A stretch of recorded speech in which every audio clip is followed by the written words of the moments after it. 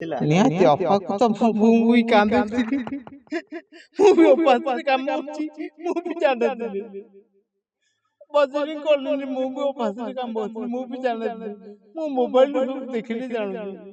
ଗାଡି ଧକ୍କା ହେଲି ସେଟା ମୋର ବି ଭୁଲ ଅଛି। ନହେଲେ ଛୋଟ ଛୁଆଙ୍କ ଉପରେ ଚଳୁଛି। ପାଖାପାଖି 10 ମାସ ହେଇଗଲାଣି। ପାଖାପାଖି 10 ମାସ ହେଇଗଲାଣି। ଆଉ ମେଡିକାଲରେ 6 ମାସ ଖଣ୍ଡେ ରହି ଏବେ ଘରକୁ ମୁଁ ଆଇଛି 4 ମାସ ହବ ପାଖାପାଖି ହେଇଗଲାଣି। କିଛି ଦିନ ଆଗରୁ କହିଥିଲି କେହି ବି ଆସିନଥିଲେ ଆର୍ଟିସି ମାନେ ଯାହାକୁ ଗୋଟେ ଆମେ ଖରା ହେଲେ ଭୋକ ହେଲେ ଖାଇବା ବାଢିକି ଦଉ।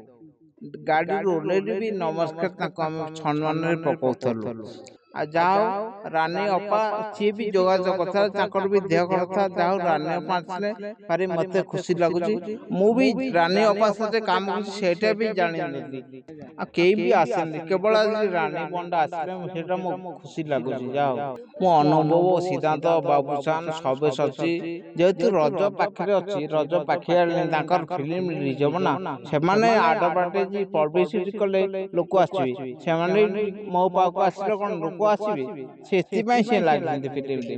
ନହେଲେ କେହି ଟିକେ ବି ମତେ ଦେଖିବାକୁ ଆସୁନାହାନ୍ତି। ନିହାତି ମୁଁ ଯଦି ଏପଟେ ଆମ ପାଞ୍ଚ ପଞ୍ଚାୟତରୁ ସମ୍ପର୍କ ନ ରଖିଥାନ୍ତି, ଖାଲି କଳାକାରଙ୍କ ସାଥିରେ ରଖିଥାନ୍ତି, ବୋଧେ ମୁଁ ଦୁନିଆ ଆଉ ଦୁନିଆ ଦେଖିନଥାନ୍ତି।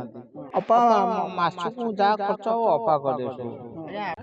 ନମସ୍କାର, ମୋ ନାଁ ହଉଛି ସୁଶୀଲ ଭୋଇ। କଣ ଅସୁବିଧା ହେଇଛି ଆଜି ରାଣୀ ଅପା ଆପଣଙ୍କ ଘରକୁ ଆସିଛନ୍ତି? ମୁଁ ଗୋଟେ ଗାଡି ଧକ୍କା କରିଥିଲି।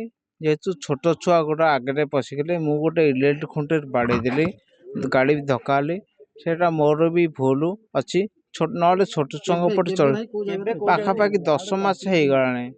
ପାଖାପାଖି 10 ମାସ ହେଇଗଲାଣି। ଆଉ ମେଡିକାଲରେ 6 ମାସ ଖଣ୍ଡେ ରହି ଏବେ ଘରକୁ ମୁଁ ଆଇଛି 4 ମାସ ହବ ପାଖାପାଖି ହେଇଗଲାଣି। ଆଉ ଛାଡ଼ ଖାଇ ଦିନଠୁ ବହୁତ ଦିନ ହେଇଗଲାଣି। କୋଉ ଜାଗାରେ ହେଇଥିଲା? ଏଇଠୁ ପାଖାପାଖି 2 କିଲୋମିଟର ପାଖାପାଖି। ତ କଣ କରନ୍ତି ଆପଣ? ପ୍ରଫେସନ କଣ କରନ୍ତି? ମୁଁ ଓଡ଼ିଆ ଫିଲ୍ମରେ ପ୍ରଡକ୍ସନ ବୟ କାମ କରେ।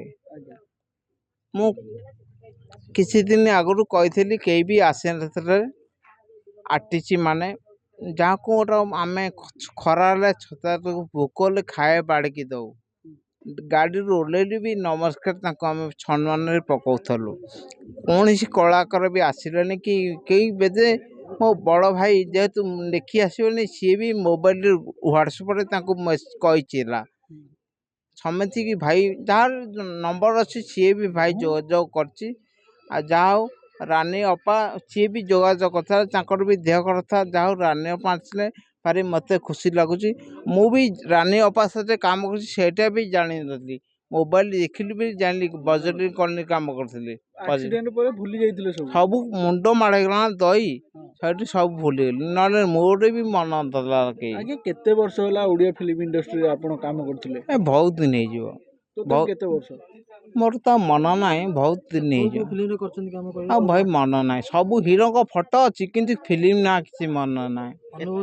ସମାଜରେ ମୁଁ ତ ଏ ଘଟଣା ସମସ୍ତଙ୍କ ପାଖେ ପହଞ୍ଚିଛି ନା ନାଇଁ?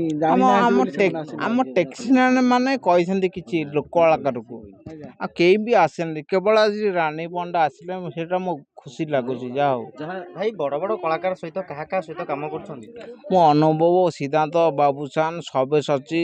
ଯେହେତୁ ରଜ ପାଖରେ ଅଛି, ରଜ ପାଖେଇ ଆଣିଲେ ତାଙ୍କର ଫିଲ୍ମ ରିଲିଜ ହବ ନା, ସେମାନେ ଆଡଭାର୍ଟାଇଜ ପବ୍ଲିସିଟି କଲେ ଲୋକ ଆସିବେ। ସେମାନେ ମୋ ପାଖକୁ ଆସିଲେ କଣ ଲୋକ ଆସିବେ, ସେଥିପାଇଁ ସେ ଲାଗିଛନ୍ତି ଫିଲ୍ମରେ।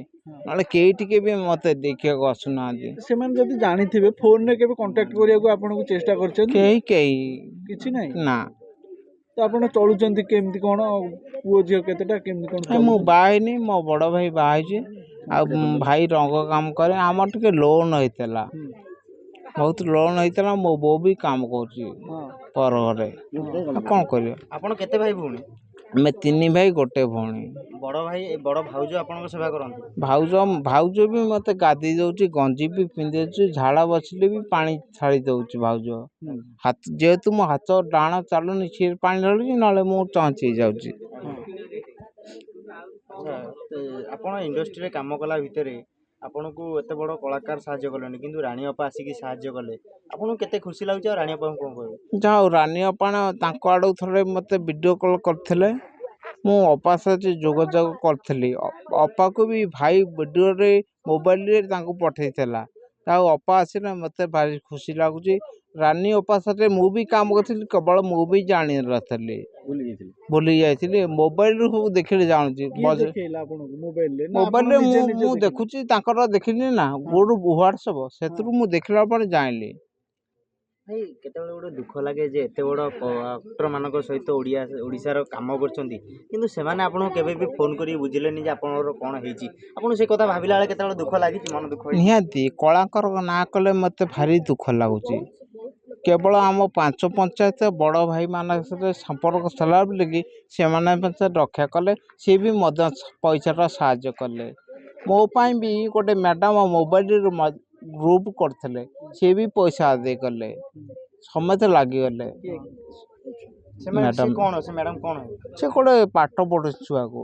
ଆଚ୍ଛା, କିନ୍ତୁ କଳାକାର ଏପର୍ଯ୍ୟନ୍ତ କିଛି କଲେନି। ନାଇଁ କଳାକାରଙ୍କ ପାଇଁ କିଛି ଦୁଃଖ ଲାଗେ ବେଳେବେଳେ ଭାବିଲେ ଆଉ ଏଇମାନଙ୍କ ସହିତ କେବେ କାମ କରିବେ। ନିହାତି ମୁଁ ଯଦି ଏପଟେ ଆମ ପାଞ୍ଚ ପଞ୍ଚାୟତରୁ ସମ୍ପର୍କ ନ ରଖିଥାନ୍ତି, ଖାଲି କଳାକାରଙ୍କ ସାଥିରେ ରଖିଥାନ୍ତି, ବୋଧେ ମୁଁ ଦୁନିଆ ଦେଖିନଥାନ୍ତି। ହେଲା, ଏ ହେଉଛି କଥା। ରାନୀ ଅପା ଯୋଉ ଆସିଥିଲେ କଣ କଣ ସବୁ ଆଣିଥିଲେ ଆପଣଙ୍କ ପାଇଁ, କଣ ସବୁ କଥା ଅପା କ'ଣ ହେଇଛନ୍ତି? ଆଣିଛନ୍ତି ସେଇଟା ମୁଁ ଜାଣିନି। ଅପା ଆଇଛନ୍ତି, ଅପା ଆଇଛନ୍ତି ସେଇଟା ତ ମୋ ଭାଗ୍ୟ କଣ କଥା। କଥା ହେଲେ ଆସିକି? ଅପା ମାସକୁ ଯାହା ଖର୍ଚ୍ଚ ହେବ ଅପା କରିବେ ସବୁ। ଆଜ୍ଞା, ଆପଣ ଯେତେବେଳେ ବି ସୁସ୍ଥ ହେବେ, ସୁସ୍ଥ ହେଲା ପରେ ସେମାନଙ୍କ ସହିତ ପୁଣି କଳାକାରମାନଙ୍କ ସହିତ କାମ କରିବେ। ନାଇଁ, ମୁଁ ବରଂ ବିଲ ବାରି କରିକି ଚଳିବି, ନହେଲେ ବ୍ୟବସାୟ ଦୋକାନ ଖଣ୍ଡେ ଦେଇକି ବସିବି। ଆଉ ଫିଲ୍ମରେ କେବଳ କାମ କରିବିନି, କାହିଁକିନା କଳାକାରଙ୍କ ମାନଙ୍କ ସାଥିରେ ସମ୍ପର୍କ ରଖିଲେ ମୁଁ ଏଇଠୁ ଗୋଟେ ଚିତ୍ରାଣଟା ପାଇଲି। ମୁଁ ବି ଜୋରରେ କହିପାରିନି, ଯେହେତୁ ମୋର ପାଇପ ପଇଥାଳା ତଣ୍ଟିରେ ପାଟି ବି ଖନି ପାଉଛି, ମୁଁ ବି ଜୋରରେ କହିପାରିନି। ନହେଲେ ମୁଁ କଳାକାର ସାଥିରେ ଆଉ କାମ କରିବିନି। ନିହାତି ଯଦି ଏ କଥା ଶୁଣିଲା ପରେ କଳାକାର କିଏ ଚାହିଁବ ଆପଣଙ୍କୁ କଣ୍ଟାକ୍ଟ କରେ, ତ ଆପଣ କଣ୍ଟାକ୍ଟ କରି ଆପଣ କଣ୍ଟାକ୍ଟ କଲେ ଆପଣ କଥା ହେବେ ତାଙ୍କ ସହ? କେହି ତ କଥା ହଉନାହାନ୍ତି, ଯାହା ହଉ ରାନୀ ଅପା ଆଇଛନ୍ତି। ପ୍ରଡକ୍ସନ ହାଉସ୍ କି କୋଉ ଡାଇରେକ୍ଟର ଆପଣ ସେ ହଁ, ସେମାନେ କିଏ ଦେଖାଇଛନ୍ତି? ଡାଇରେକ୍ଟର ଭାଇମାନେ ମୋ ସହିତ ଯୋଗାଯୋଗ କରୁଛନ୍ତି। ନ ଆସିଲେ କ'ଣ ଅଛି, ଯାଉ ଯୋଗାଯୋଗ କରୁଛନ୍ତି। କିଏ? ଆପୁ ଭାଇ ଆଉ ଅଶୋକ ଭାଇ, ଅଶୋକପତି, ହଁ ସେମାନେ ବି ମୋତେ କଥା ହେଉଛନ୍ତି। ଯାହା ହଉ, ହଁ ଆଉ ରମେଶ ଭାଇ ବି କଥା ହେଉଛନ୍ତି। ରମେଶ ବାରିକ। ହଁ, କ'ଣ ଜାଣିନି, ସେଇଟା ତ ପଢ଼ୁଛନ୍ତି। ହଁ, କ'ଣ କଥା ହୁଅନ୍ତି? ସେ ଦେହ କେମିତି ଅଛି, ଭଲ ଅଛି ନା, ଯାଉ କିଛି ସହାୟତା କରିଛନ୍ତି? ସେ ତାଙ୍କର ସଂଗଠନରେ ପକେଇଛନ୍ତି, ସେ ସହାୟତା କ'ଣ କରିବେ ତ। ତ ଆକ୍ଚୁଆଲି ମୁଁ ତ ଜାଣିଲି, କାହିଁକିନା ଆମ ଘର ତ ଭୁବନେଶ୍ୱର ନା, ସମସ୍ତେ କଟକ ଭୁବନେଶ୍ୱର ରହୁଛନ୍ତି ପାଖାପାଖି, କେହି ଟିକେ ବି ଆସିପାରିନି। କ'ଣ ଖାଲି ପଇସା ଦେଲେ ନେଲେ ବଡ଼ କଥା ହେଇଯିବ? କେହି ତ ଆସିକି ଛିଡ଼ା ହେଲେ ସେଇଟା ମୋ ସମ୍ପର୍କଟା ଯୋଡ଼ି ହେଇଯିବ ନା, କେହି ବି ଟିକେ ଆସିଲେନି। ଭିଡ଼ିଓ ମାଧ୍ୟମରେ କ'ଣ କହିବେ ଯେଉଁମାନେ ଆର୍ଟିଷ୍ଟ ମାନେ ହିରୋ ବଡ଼ ହିରୋ ଦେଖୁଛନ୍ତି ତାଙ୍କୁ କ'ଣ କହିବେ? ମୁଁ କ'ଣ କହିବି, ତାଙ୍କୁ ତ ଆଉ କହିବାକୁ କିଛି କଳାକାରକୁ ମୋ ମନ ନାହିଁ। ଯାଉ ରାନୀ ଅପା ମୋତେ ଫୋନ୍ କରିକି ଆଇଲେ, ସେମାନେ ବି ମୋ ସହିତ ଯୋଗାଯୋଗ କରିଥିଲେ ଆଗରୁ, ସିଏ ବି ଆଇଲେ, ଯାଉ ସେଇଟା ମୋର ଧନ୍ୟବାଦ ଦେବ ବାପାକୁ। ରାଣୀ ଅପାକୁ ଦେଖିଲା ପରେ ଖୁସିର ଲୁହ ଆପଣଙ୍କ ମୁହଁରେ ଆସିଥିଲା? ନିହାତି ଅପାକୁ ତ ମୁଁ ବି କାନ୍ଦୁଥିଲି। ମୁଁ ବି ଅପା ସାଥିରେ କାମ କରୁଛି, ମୁଁ ବି ଜାଣିନଥିଲି। ବଜରିଂ କଲିନି, ମୁଁ ବି ଅପା ସାଥିରେ କାମ କରୁଥିଲି, ମୁଁ ବି ଜାଣିନଥିଲି। ମୁଁ ମୋବାଇଲରୁ ସବୁ ଦେଖିଲି, ଜାଣୁଛି। ଆଉ ଆଗରୁ ଫିଲ୍ମ କିଛି ମନେ ନାହିଁ। ସବୁ ହିରୋ ହିରୋଇନଙ୍କ ନମ୍ବର ଫଟୋ ଅଛି, କିନ୍ତୁ ଫିଲ୍ମର ନାଁ କିଛି ମନେ ନାହିଁ। ରାନୀ ଅପା ଆସିକି ପହଞ୍ଚିଲେ, ଆପଣ ରାନୀ ଅପାଙ୍କୁ ଚିହ୍ନି ପାଇଲେ କି ନାହିଁ?